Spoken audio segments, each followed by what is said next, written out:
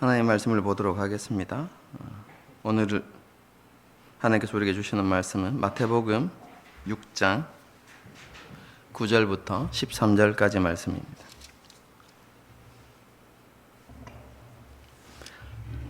마태복음 6장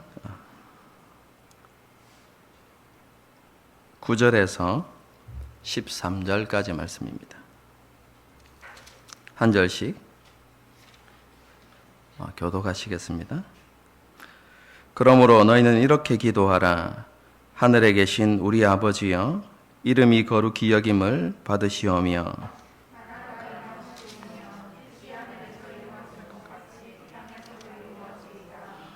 오늘 우리에게 일용할 양식을 주시옵고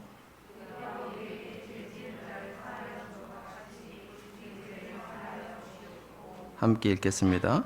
우리를 시험에 들게 하지 마시옵고 다만 악에서 구하시옵소서. 나라와 권세와 영광이 아버지께 영원히 있사옵나이다. 아멘. 오늘은 팔복에 이어서 우리가 일반적으로 주기도문이라고 부르는 예수님께서 가르치신 기도에 대해서 우리가 생각해 보고자 합니다. 주기도문은 그리스도인이라면 누구나 잘 알고 있죠. 심지어 주일학교 학생들도 달달 외우는 그런 기도문입니다. 하지만 예수님께서 이 기도문을 가르치신 이유나 이 기도문에 담긴 의미를 분명하게 이해하는 그리스도인은 그리 많지 않은 것 같습니다. 예수님께서 이 기도를 가르쳐 주신 것은 단순히 주문처럼 외우라고 그렇게 주신 것이 아닙니다. 주기도문에는 예수님께서 제자들에게 가르치고자 하는 너무나 중요한 교훈이 담겨져 있습니다. 그러므로 예수님을 주님으로 고백하고 예수님을 따르는 제자는 이 주기도문의 가치와 그리고 이 주기도문에 담긴 의미에 대해서 바르게 이해할 수 있어야 하는 것입니다.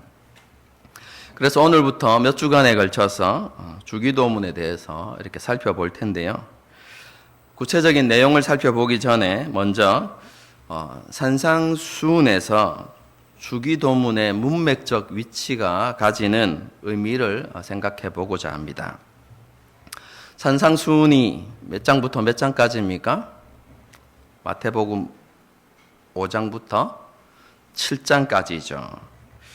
이 산상수훈에서 마태복음을 기록한 저자는 주기도문을 가장 중심에 이렇게 두고 있습니다. 그럼 산상수훈의 내용이 뭐라고 말씀드렸죠? 예수님을 왕으로, 예수님을 주님으로 고백하는 하나님 나라 백성들이 어떤 모습이어야 하는가? 그리고 하나님의 백성들은 이 세상에서 어떻게 살아가야 하는가를 가르치는 것이 산상수훈이라고 말씀드렸습니다. 한마디로 하면 제자도인 것이죠. 저자는요, 예수님께서 가르치신 제자도의 내용 중에서 가장 중심에 예수님께서 가르치신 기도를 위치시켜 놓고 있습니다. 여러분, 이것은 예수님의 제자로 살아감에 있어서 기도가 중심이 되어야 한다. 혹은 기도가 가장 중요하다라는 것을 보여주는 것입니다. 여러분, 복음서 중에서 다른 모든 복음서도 기도를 다 중요시 생각하고 강조하지만 특별히 기도의 중요성을 강조하는 복음서가 있다고 말씀드렸죠. 어디입니까? 누가복음입니다. 제가 몇 번 언급드렸는데요. 그렇죠? 꼭 기억하십시오. 누가복음입니다. 그렇죠? 누가복음의 저자는 누가이죠. 이방인 의사입니다. 이방인으로서 복음을 받아들인 사람입니다. 그래서 누가복음과 사도행전, 여러분 이 두 권의 성경에는 이방인이었던 누가가 기독교 신앙을 바라보는 관점이 포함되어져 있습니다. 유대인이 아닌 이방인 누가의 관점에서 다른 종교와는 구별되어지는 기독교의 중요한 신앙 행위가 있었던 것이죠. 여러분 그 가운데 하나가 기도입니다. 여러분 이방 종교에도 기도가 있을까요? 없을까요?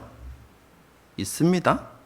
여러분 그런데 누가가 예수님을 믿고 그리스도인이 되어서 그리스도인들이 신앙생활을 하는 것을 보는데 이방 종교와 똑같은 기도가 있는데 이 기도가 조금 다르더라는 것이죠.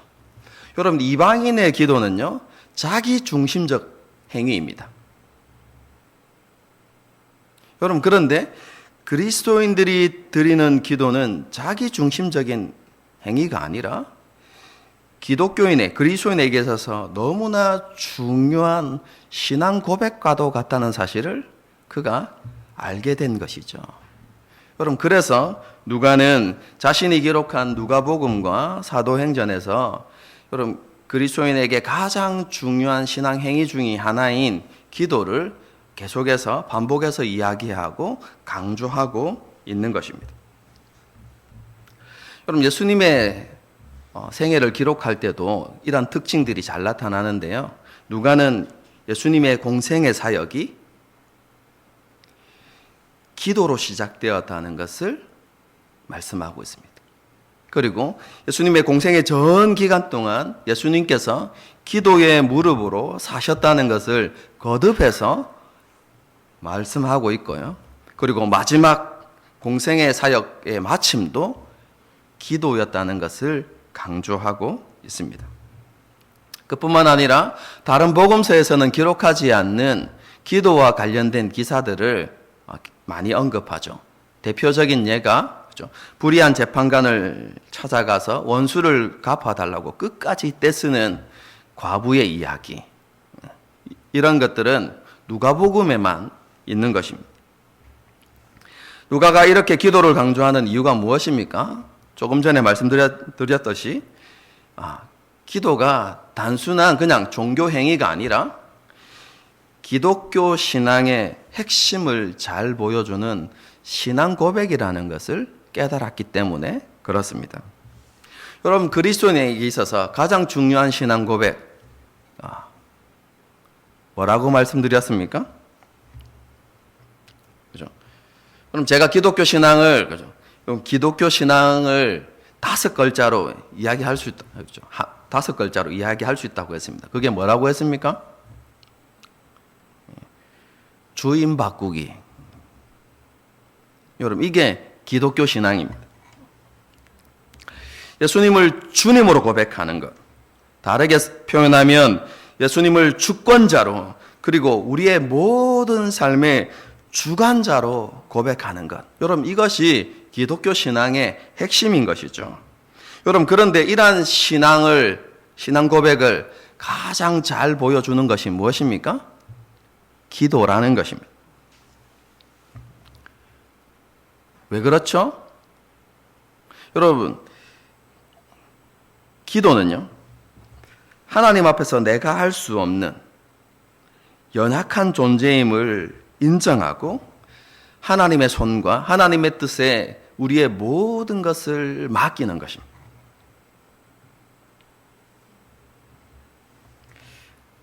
하나님을 우리의 모든 삶의 주관자로 고백하는 신앙 행위가 바로 기도인 것이죠. 그럼 주기도문의 문맥적인 위치도 이것을 강조하고 있는 것입니다. 하나님의 백성으로서의 정체성을 지키고 하나님의 백성으로서 이 땅을 살아가게 하는 원동력이 바로 기도에 있다는 것을 보여주고 있는 것이죠. 제자도에 있어서 가장 기본이 되는 것이 기도이고 제자의 삶을 살아가게 하는 것도 기도라는 것을 보여주고 있는 것입니다. 예수님의 제자됨의 가장 중심에 뭐가 있다고요? 기도가 있다는 것이죠. 그러므로 예수님을 따르고 예수님과 동행하는 제자의 삶을 살기 원한다면 이런 기도의 중요성을 우리가 깨달아야 하고 그리고 실제로 기도의 삶을 살아가야 하는 것이죠. 올해 표어가 뭡니까? 하나님과 동행하는 교회. 여러분, 표대로 정말로 하나님과 동행하는, 예수님과 동행하는 삶을 살아가기 위해서 우리의 삶의 가장 중심에 있어야 하는 것이 바로 기도라는 것입니다. 오늘날 그리스도인들이 세상 속에서 하나님의 백성으로서의 정체성을 잃어가고 소금과 빛된 사명을 감당하지 못하고 죄와 유혹 앞에 쉽게 넘어지는 이유가 무엇입니까? 여러분, 많은 이유들이 있겠지만 그 중에 가장 중요한 이유는, 그래서 이유 중 하나는 기도를 잃어버렸기 때문에 그렇습니다.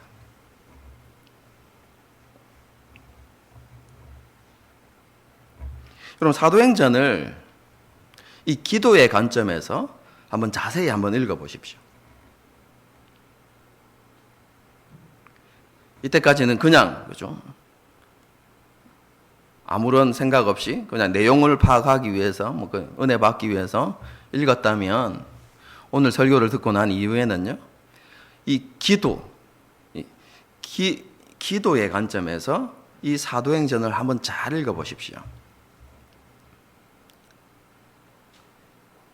교회가 세워지고 교회가 세상에 영향력을 나타내는 그 출발점이 바로 기도로 시작되었다라는 것을 말씀해 주고 있습니다. 그뿐만 아니라 하나님의 능력을 세상 가운데 나타내고 세상을 변화시켰던 초대교회의 모든 그 역사가 기도로 말미암았다라는 것을 사도행전에서 기록하고 있습니다. 제자들을 변화시키고 그리고 영적으로 성숙하게 만들었던 모든 것이 바로 기도였다라는 것을 가르치고 있습니다. 하지만 오늘날, 그렇죠? 이런 기도의 중요성을 알지 못하고 또 기도의 삶을 살아가지 않는 많은 그리스도인들이 있는 것 같습니다. 삶의 문제에 매이고 너무나 숨가쁘게 돌아가는 일상에 쫓기는 삶을 살면서 기도의 자리로부터 점점 이렇게 멀어져 가는 것이죠. 이렇게 기도의 능력을 잃어가면서 하나님의 백성다운 삶과도 점점 멀어져 가는 것이죠. 그러므로 그리스도인이 그리고 저와 여러분이 우선적으로 회복해야 하는 것이 있다면 여러분, 그것은 기도의 무릎입니다.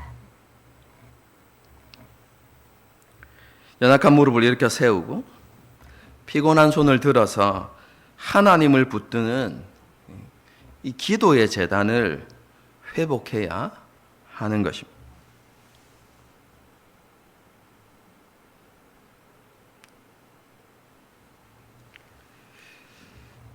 오늘 말씀을 통해서요, 그냥 듣고, 그래, 듣고 지식을 하나 더 늘리는 게 아니라,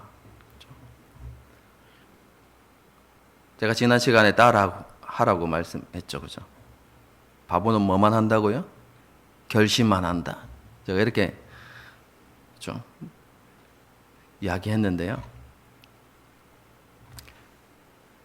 그냥 듣고 결심만 하는 것이 아니라 정말로 기도의 무릎을 세움으로, 그죠? 다시 하나님과 관계를 바르게 세우고 또 기도의 능력을 더듬어 나가는, 그죠? 저와 여러분이 될 수 있기를 바랍니다.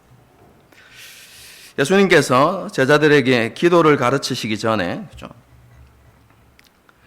모든 기도가 하나님 보시기에 합당한 기도가 아니라는 것을 설명해 주십니다. 여러분 이것이 6장 전반부에 이렇게 기록되어져 있는데요. 예수님께서는 잘못된 기도의 유형을 두 가지로 말씀하십니다. 첫 번째는 외식하는 기도. 두 번째는 이방인의 기도입니다.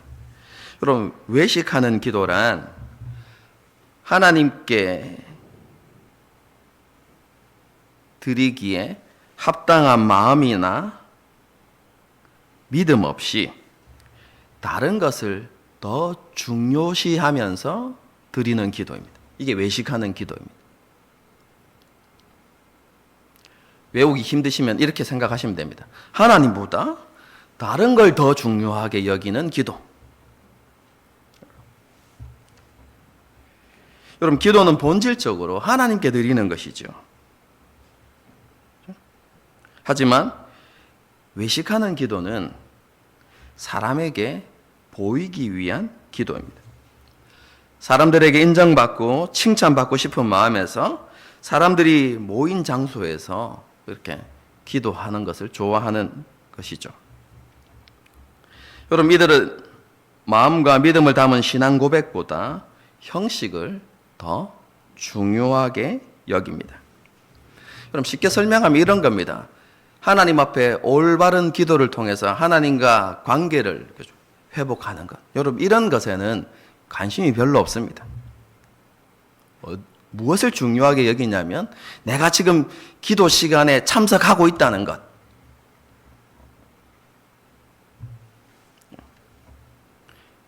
그렇죠? 기도 모임에 내가 지금 와 있다는 것. 여러분 그것을 더 중요하게 여깁니다.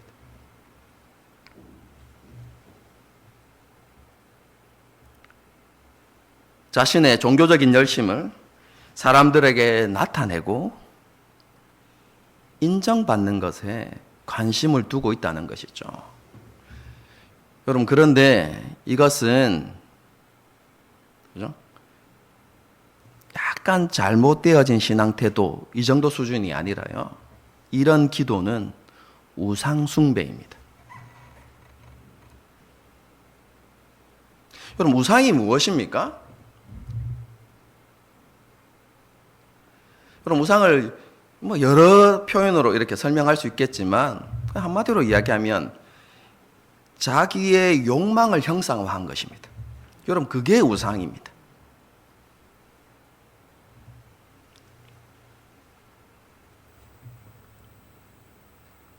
여러분 외식하는 기도를 한번 생각해 보십시오. 외식하는 사람의 마음에는 뭐가 있다고 했습니까? 자신이 인정받기 원하는 욕망이 있는 것이죠. 그죠? 그런데 이 욕망을 무엇로 형상화했습니까? 기도하는 행위로 형상화한 것이죠. 그리고 그 행위를 통해서 자기 자신을 드러내고 사람들로부터 인정받으려고 하는 것이죠. 그래서 기도하는 행위 자체가 뭐라고요? 그 사람의 욕망이 되는 것이죠. 하나님보다 지금 자기가 하고 있는 기도 행위를 더 중요하게 여기는 것. 여러분 그게 외식하는 기도이고 여러분 그래서 그것은 뭐라고요? 우상숭배입니다. 여러분 오늘날 우리도 쉽게 이런 잘못을 범할 수 있습니다. 그럼 대표 기도를 할 때 한번 생각해 보십시오. 그럼 대표 기도할 때 사람을 의식하는 경우가 굉장히 많이 있습니다.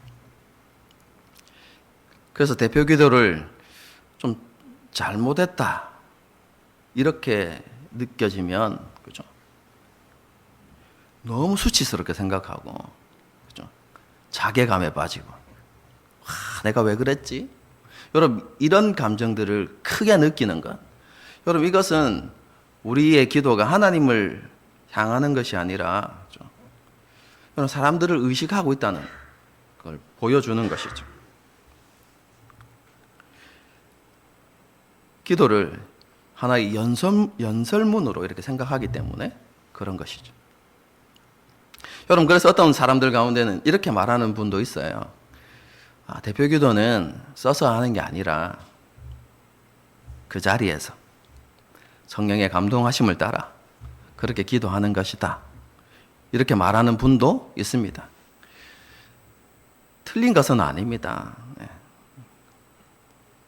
그런데 이런 하나님과 늘 기도하는 그런 삶을 살아가지 못하는 분은요, 기도의 자리에 나와서 그냥 이렇게 준비된 기도문 없이 기도하면요, 그렇죠, 실수하게 되어지고 말문이 막히는 경우들도 생겨나고 어려움을 겪는 경우가 많습니다. 여러분, 그래서 그런 분들은 이렇게 기도를 준비하셔야만 합니다. 기도문을 그냥 쓰는 게 아니라 기도하는 마음으로 쓰셔야 돼요.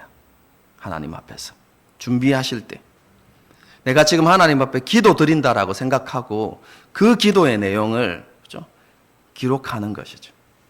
기도하면서. 그리고 그 기도문을 가지고 다시 한번 하나님 앞에 나와서, 그죠, 대표로 기도하는 것. 여러분, 이게 대표 기도입니다.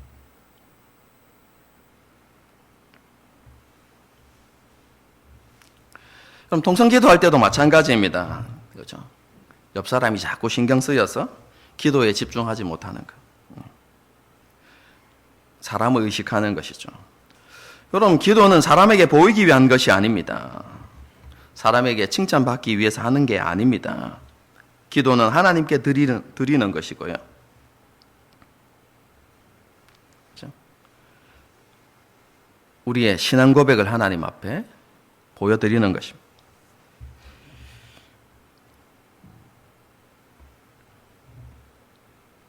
우리가 그런 의식을 가지고 기도의 삶을 이렇게 살아가야 하는 것이고요. 그리고 한 걸음 더 나아가서 우리는 기도를 가지고 다른 사람을 판단하는 기준으로 삼아서도 안 됩니다. 그런 분들이 간혹 있습니다. 그렇죠? 내가 다른 사람들보다 더 많은 기도의 시간을 가지기 때문에 내가 그 사람보다 더 나은 사람이라는, 여러분, 그런 교만한 마음을 품는 경우들이 많이 있는 것 같습니다. 여러분, 이것은 하나님 보시기에 합당하지 못한 모습입니다. 마음이고요. 우리는 늘 하나님을 의식하고 하나님 앞에서 우리 자신이 늘 부족하고 연약한 존재임을 여러분 고백하는 삶을 살아가야 합니다. 그리고 이런 겸손한 마음으로 동일한 연약함을 가진 성도들을 품고, 그렇죠? 그들을 용납하고 그들을 위해서 기도하는 성숙한 그리스도인이 되어야 하는 것이죠. 그렇죠? 자신이 먼저 더 많은 기도의 시간을 가지고 있다면 하나님께서 나를 통해서 다른 사람들을 품고 그들을 위해서 중보하라는 뜻인 줄 알고 기도하는 것이죠. 뭘 기억하면서요?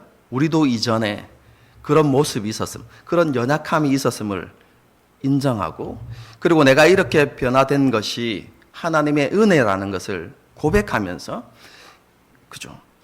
아직까지 그런 성숙한 기도의 자리로 나오지 못하는 그런 사람들에게 동일한 하나님의 은혜가 임하도록, 여러분, 그렇게 중보하는 것, 여러분, 이것이 성숙한 기도의 삶을 살아가는 그리스도인의 모습이라고 할 수 있는 것입니다.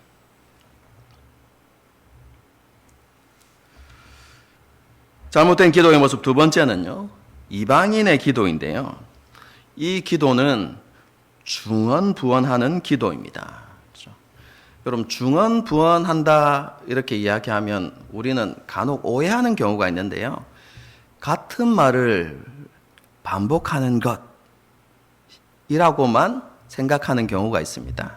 여러분, 그런데 그렇지 않습니다. 여러분, 우리가 하나님 앞에 기도할 때 같은 말 반복하면 안 되나요? 그럼 정말로 힘들고 어려울 때 하나님 앞에 나와서 할 수 있는 기도가 뭔 줄 아십니까? 하나님 도와주십시오. 하나님 긍휼히 여겨주십시오. 여러분 그 기도 말고는 할 기도가 별로 없어요. 여러분 그러면 그렇게 한번 기도, 하나님 긍휼히 여겨주시고 하나님 은혜를 베풀어 주십시오. 이렇게 기도하세요. 중언부언하지 말라 했다고 그러면 이제 그 다음부터는 입 다물고 있어야 됩니까? 그게 아니죠, 여러분. 하나님 앞에서 정말로 하나님의 도움이 필요하기 때문에 하나님의 은혜를 구하는 거죠. 여러분 그런 신앙 고백을 계속해서 반복할 수 있죠. 여러분 정말로 하나님을 의지하고 하나님의 도움을, 하나님 은혜를 구하는 마음으로 저는 1시간 내내 하나님 도와주십시오. 하나님 은혜가 필요합니다. 이렇게 기도하고 돌아가도 된다고 생각합니다. 그건 하나님께서 받으시는 기도입니다. 여러분 그러면 중언부언하는 기도는 무엇입니까? 여러분 그것은 의미 없는 말을 반복하고 의미 없는 말을 길게 늘어뜨리는 것을 이야기하는 것입니다. 여러분 이방인들이 왜 그렇게 기도할까요? 그것은 그와 같은 기도 방법이 기도 응답을 가져온다고 믿기 때문에 그렇습니다. 이걸 쉽게 설명하면 이렇습니다.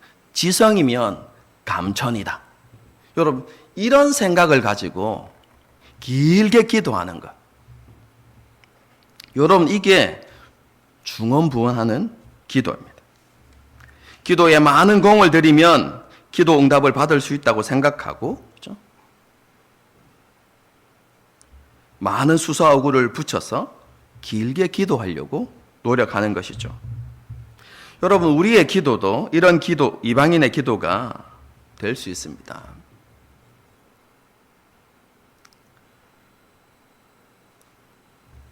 우리가 그렇죠? 기도 응답이 우리의 노력에 달려있다라고 생각한다면 여러분 그것은 중언부언 기도하는 것과 똑같은 것입니다.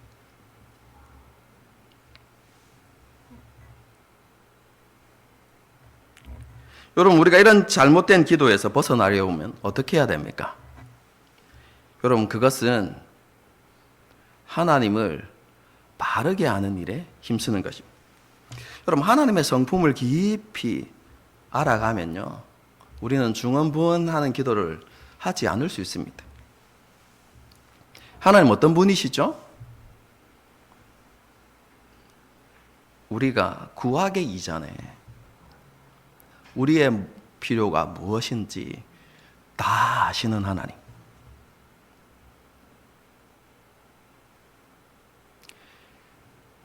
내가 생각하는 필요보다 하나님이 더 정확하게 아십니다. 우리에게 무엇이 필요한지. 하나님께서 우리에게 무엇을 주실 것인지는 이미 다 예비되어 있습니다. 그래서 우리는 그것을 이렇게 고백하죠. 여호와 이레.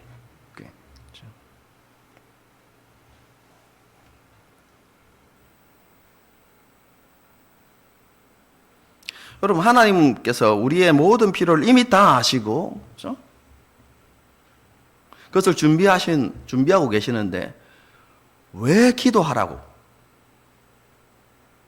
요구하실까요? 그냥 주시면 되지.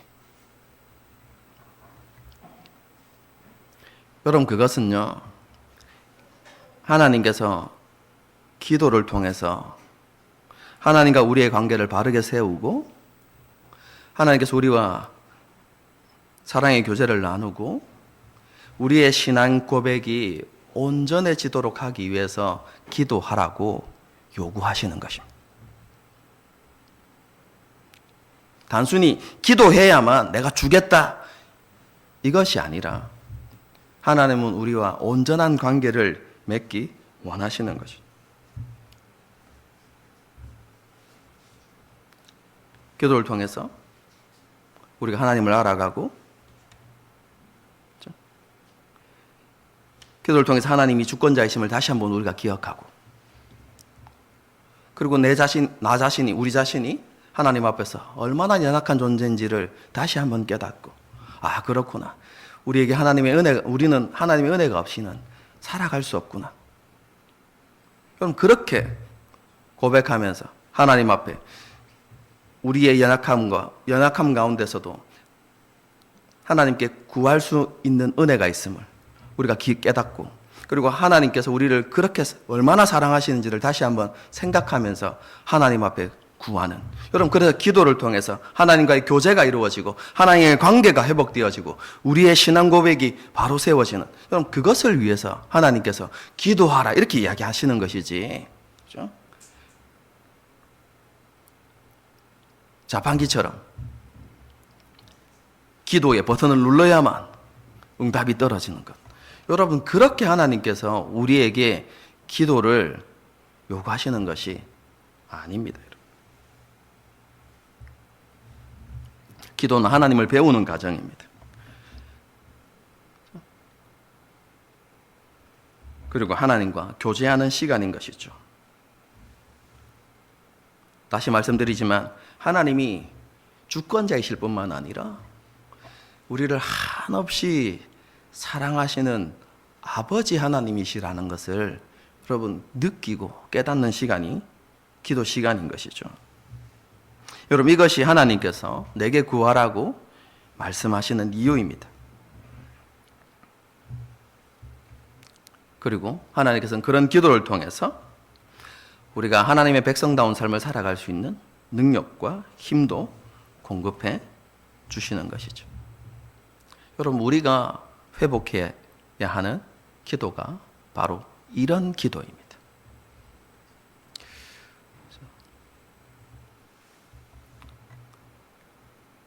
2022년도 올해 정말 하나님께서 요구하시는, 원하시는 이런 올바른 기도를 회복해가는 저와 여러분이 될 수 있기를 바랍니다. 예수님께서 이렇게 올바른 기도의 방법과 중요성을 가르치신 이후에 드디어 주기도문을 가르치시는데요. 그 내용에 대해서는 다음 주부터 살펴보도록 하고요.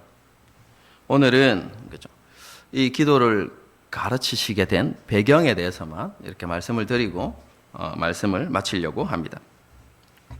예수님께서 제자들에게 기도를 가르치시게 된 배경은 누가복음 11장에 잘 기록되어져 있습니다. 예수님께서 한 곳에서 기도를 하고 계셨습니다. 그리고 기도를 마치시자마자 한 제자가 예수님을 찾아옵니다. 그리고 이렇게 이야기하죠. 우리에게도 기도를 가르쳐 주십시오. 세례 요한도 자신의 제자들에게 기도를 가르쳤습니다. 그것처럼 예수님도 우리에게 기도를 좀 가르쳐 주십시오 라고 이렇게 요청을 한 것입니다. 여러분, 제자가 왜 예수님께 이런 기도를 가르쳐 달라고, 예수님께 기도를 가르쳐 달라고 요청했을까요? 그럼 그들이 기도하는 법을 몰랐을까요? 여러분, 그렇지 않습니다. 그렇죠? 그 당시뿐만 아니라 오늘날도 마찬가지입니다. 유대인은 기도 시간이 정해져 있습니다. 그렇죠? 하루에 3번 기도 시간이 정해져 있는데요. 여러분, 그 시간에 맞춰서 여러분 그들은 늘 이렇게 기도했습니다. 그렇죠? 이 기도 시간에 모든 가족들이 함께 이렇게 참여해서 기도하죠. 그래서 재밌는 광경이 이렇게 보이기도 합니다. 할아버지가 기도할 때 옆으로 이렇게 흔들면 아버지와 손자도 같이 옆에서 이렇게 할아버지가 앞뒤로 흔들면 이렇게 아들과 손자도 앞뒤로 흔들고 이렇게. 여러분, 그런 기도의 광경이 여러분 유대인들의 기도 시간에 이렇게 펼쳐지는 거예요. 그렇죠? 여러분, 그렇게 기도할 때 유대인들이 사용하는 기도문들이 있습니다. 여러분, 대표적인 기도문이 18번 축복 기도문 혹은 카디시 기도문 이런 것들이 있거든요. 여러분, 18번 기도문은 길기 때문에 그렇죠. 다음에 여러분들 인터넷에 한번 찾아보시고요. 카디시 기도문을 제가 먼저 소개해 드리겠습니다. 주께서 뜻을 따라 창조하신 세계에서 주님의 위대한 이름이 높임을 받으시고 거룩하게 여김을 받으시옵소서. 주님의 나라가 우리의 생전에, 우리의 날 동안, 모든 이스라엘 집이 살아있는 동안에 속히 임하게 하시옵소서. 주의 위대한 이름이 영원부터 영원까지 찬양 받으시옵소서. 여러분, 이게 카디시 기도문입니다. 여러분, 주기도문과 조금 비슷한 면이 있죠? 여러분, 유대인들은 이런 기도문을 예배 시나 혹은 기도 시간에 외웠습니다. 그러니까 어려서부터 유대인들은 기도문을 잘 알고 있었다는 것이죠. 여러분, 이런, 그죠? 유대인 제자가 왜 예수님께 가서 기도를 가르쳐 달라고 요청했을까요? 이것을 알기 위해서는 그 당시 배경을 조금 알면 되는데요. 예수님 당시 유대교 안에는 여러 종파가 있었죠. 우리가 가장 잘 아는 건 바리새파, 사두개인파, 그리고 우리가 좀 들어보았던 에센파, 이런 종파들이 있었어요. 여러분, 그런데 각 종파는 자기 종파가 이렇게 추구하는 가치관이나 이 비전을, 그렇죠? 이 기도문에 담아서 제자들에게 가르쳤고 그것을 외우게 했습니다. 여러분, 종교개혁 때도 이런 일이 있었습니다. 종교개혁자들이 여러분 종교개혁의 가치와 비전을 노래로 만들어가지고 여러분 부르게 했어요. 그것과 조금 비슷합니다. 그렇죠? 여러분, 세례 요한도 마찬가지입니다. 자신이 추구하는 비전, 그렇죠? 그리고 자신이 정말로 중요하게 생각하는 가치를 이 기도문에 담아서 제자들에게 가르쳤던 것이죠. 여러분, 제자들이 예수님께 요구한 게 바로 그런 기도입니다. 단순히 기도 방법을 가르쳐 달라고 한 것이 아니라, 그렇죠? 예수님께서 추구하시는 이 공동체의 정체성과 비전이 무엇인지 가르쳐 주십시오. 그것을 기도문에 담아서 우리에게 가르쳐 주십시오. 라고 요구한 것이죠.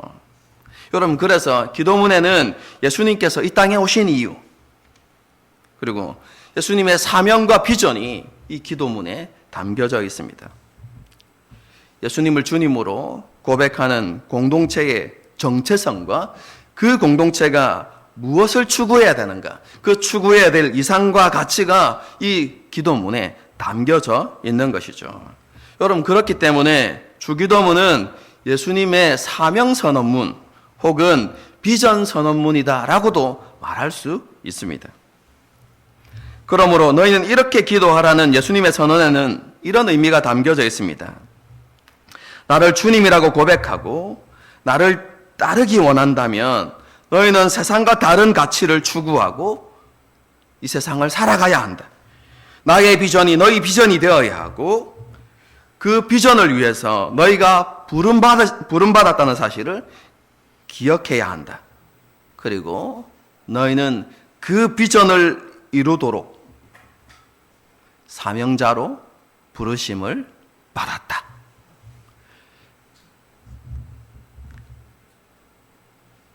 다시 말씀드리지만 주기도문은 예수님을 주님으로 고백하고 따르는 공동체의 정체성과 비전에 대해서 말씀하고 있는 것입니다.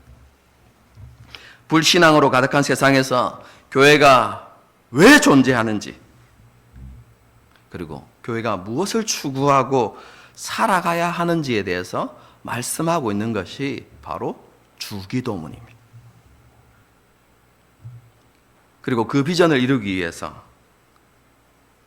그 공동체는 어떤 공동체가 되어야 하는가, 그 공동체에 속한 성도는 어떤 성도가 되어야 하는가에 대해서 말씀하고 있는 것이 주기도문인 것이죠.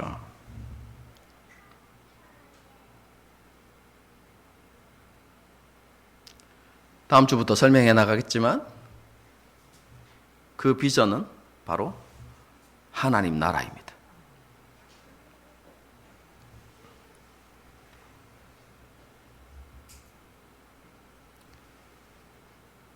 예수님을 주님으로 고백하는 공동체,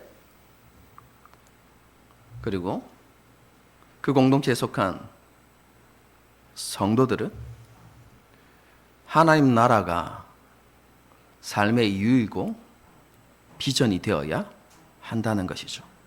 주기도문이 가르치는 것이 바로 그것입니다.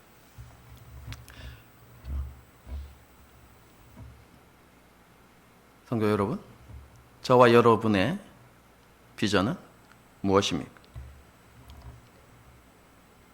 우리는 무엇을 최고의 가치로 생각하고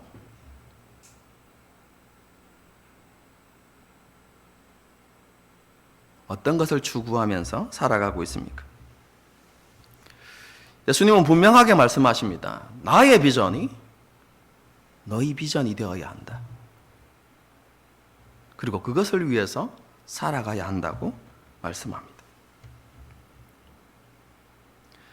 제가 누누이 말씀드리지만 그리스도인의 비전은 다를 수 없습니다. 하나입니다.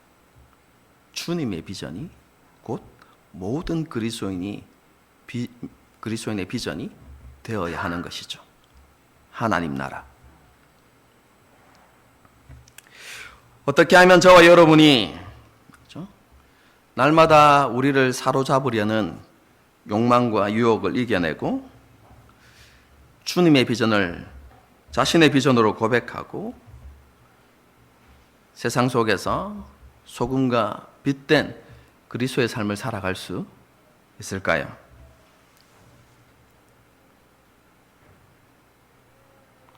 그 출발점과 그 중심에는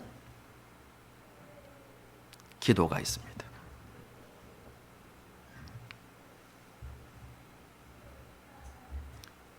제자로서의 정체성을 지켜내고 세상 속에서 제자답게 살아가게 하는 능력이 기도에 있는 것입니다. 그런데 오해하지 마십시오. 그렇죠? 기도의 시간을 단순히 길게 가진다고 그렇게 살아갈 수 있다는 게 아닙니다. 아무리 기도의 시간이 길어도 그것이 외식하는 기도이거나 이방인의 기도라면 아무런 능력이 나타나지 않습니다. 하나님께서 원하시는 올바른 기도, 그렇죠?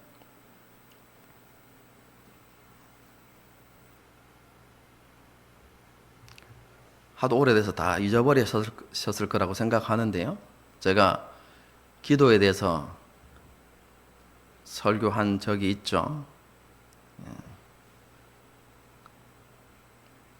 개척을 설립하고 둘째 주, 우리 교회를 설립하고 개척하고 난 다음에 둘째 주부터 약 3주간인가 제가 기도에 대해서 설교한 적이 있습니다. 기록하신 분들 한번 찾아보시면 됩니다. 외식하는 기도, 이방인의 기도가 아니라 하나님과의 관계를 바르게 세우고 우리의 신앙 고백을 온전케 하고 하나님과 깊은 사랑의 교제를 누리는 그런 기도를 회복할 때 우리가 세상에서 정말로 그리스도인답게 살아갈 수 있게 되는 것입니다.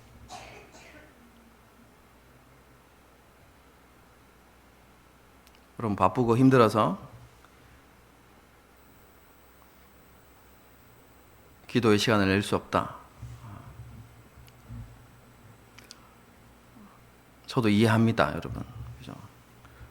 제가 여러분의 삶을 100% 공감하는 것은 아니지만, 그죠? 왜냐하면 제가 여러분과 같이 세상에서 치열한, 그죠? 생존 경쟁의 삶을 살지 않기 때문에, 그죠? 않기 때문에 100% 공감할 수는 없지만, 이제 그죠? 30대는 전혀 공감을 하지 못했던 것 같아요. 제가 30대 때 했던 설교를 돌이켜 보면 그죠? 그런 공감이 전혀 없었던 것 같아요. 그런데 나이가 조금씩 들어가다 보니까 이제는 조금 그냥 이제 연륜이 이제 차가면서 그죠? 조금씩 이제 알게 되는 것 같아요. 겪진 않았지만 알게 되는 것 같습니다. 여러분, 치열한 생존 경쟁을 그렇게 경쟁의 세상을 살아가다 보면 힘들고 지치고 어렵죠. 기도 시간을 낸다는 것이 쉽지 않습니다. 여러분, 그런데요, 누구보다도 치열하게 살아가셨던 예수님을 한번 생각해 보십시오.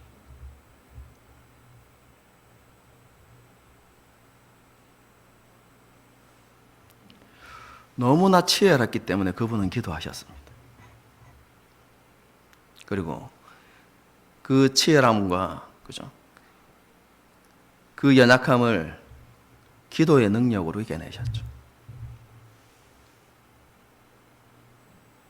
하나님께서는 기도하는 사람에게 그러한 은혜를 베풀어 주시는 것입니다.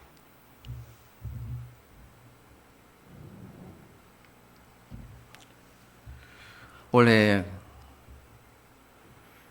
저와 여러분이 기도의 무릎을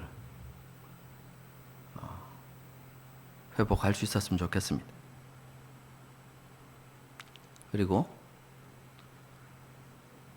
그런 기도의 은혜 안에서 표처럼 하나님과 예수님과 동행하는 삶을 살아가는 저와 여러분이 될 수 있기를 주님의 이름으로 축복합니다. 함께 찬양하고 기도하는 시간을 가지도록 하겠습니다. 이곳에 임하신이라는 찬양인데요. 그렇죠?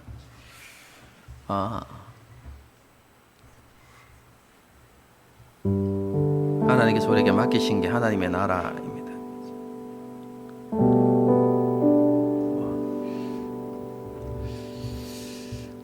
가끔씩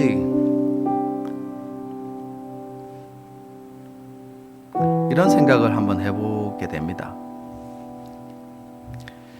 이 땅에서 하나님의 나라에 대하여 생각해보지 않고 그것을 구하지 않고 하나님 나라 백성으로서 삶을 전혀 살지 않았던 그리스도인이, 물론 그 사람이 천국에 갈 수 있는가에 대한 의문을 가지고는 있지만 제가 그런 사람이 정말로 거듭난 사람이라고 할 수 있을까? 이렇게 생각은 되어지지만 만일 그런 사람이 하나님의 은혜로 구원받아서 예수님과 함께 하나님 나라에 들어가게 되어지면 그 하나님 나라의 삶이 얼마나 생소할까요?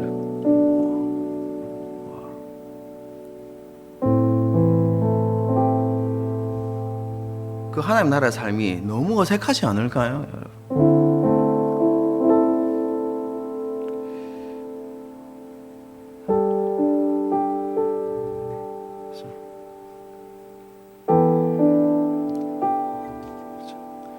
여러분, 하나님의 나라는 죽어서 가는 나라가 아닙니다, 여러분. 예수님이 오심으로 하나님의 나라가 이 땅에 선포되었고 임했습니다. 그 하나님의 나라는 주님의 오심과 함께 완성되어질 것입니다. 여러분, 그 완성의 그날까지 우리는 하나님의 임재한 하나님의 나라 가운데서 살아가야 하는 것이죠. 하나님 나라를 우리의 비전으로 삼고 그 나라를 바라보고 그 나라를 추구하고 그 나라가 우리의 삶에 이루어지기를, 그 그게 사실은 주기도문인데요. 그렇죠? 그렇게 구하면서 살아가야 하는 것이죠. 여러분, 그렇죠? 이것이 우리의 신앙 고백이 되기를 소망하는 마음을 가지고 이 찬양을 불렀으면 좋겠습니다. 그렇죠? 그리스도인은 떡으로만 사는 것이 아니라 하나님의 말씀으로 산다고 되어 있는데, 다르게 표현하면 그리스도는 믿음으로 사는 것입니다. 그 믿음을 일으켜서 함께 하나님의 나라를 바라볼 수 있었으면 좋겠습니다. 함께 찬양하시겠습니다.